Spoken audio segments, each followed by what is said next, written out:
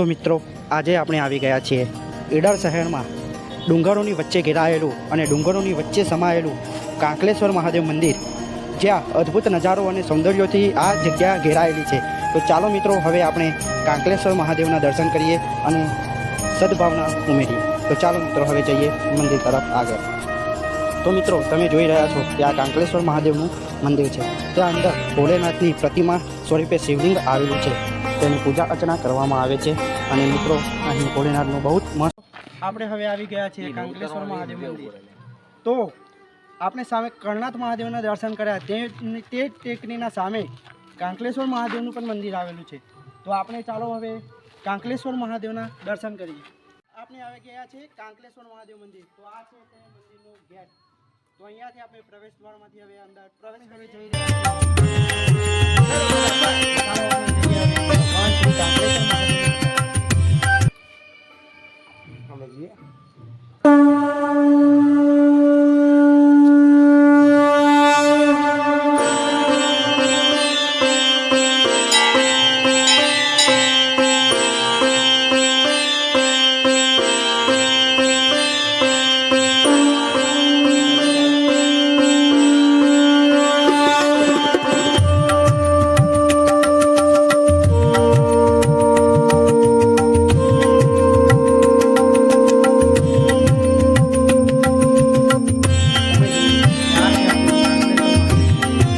ચાલો આપણે હવે જઈએ પ્રદક્ષિણા પથ તરફ આગળ।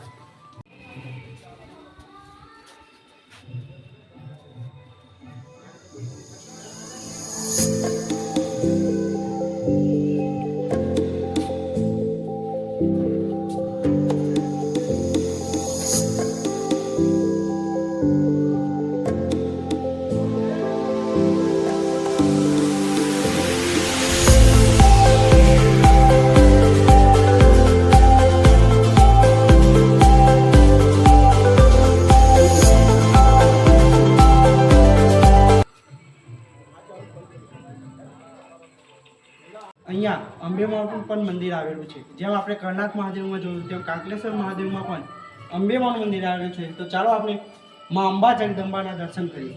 પૌરાણિક મંદિર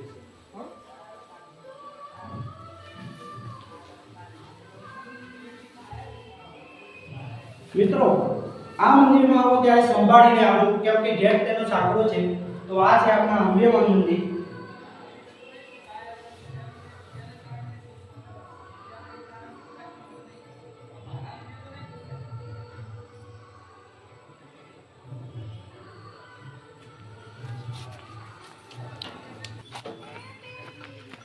તો મિત્રો સુંદર મજાનો નજારો આવેલો છે અહીંયા પણ। તો તમને જો આ અમારો સેકન્ડ જે આ નવો બ્લોગ આજે બનાવ્યો અમે, જો તમને સારો લાગ્યો હોય તો આપણી સગર કાર્તિક બ્લોગ ચેનલને લાઈક, કોમેન્ટ, શેર અને સબસ્ક્રાઈબ કરવાનું તો ભૂલતા નહીં। તો મિત્રો બસ તમારો આવો નવો સપોર્ટ રાખજો। તો આપણે આગળ પણ નવા વિડીયો, નવી જગ્યા અને નવા લોકેશન સાથે આવીશું। તો ચાલો હવે મળીએ બીજા વર્ગમાં, હવે નવી જગ્યા સાથે, નવા લોકેશન સાથે। તો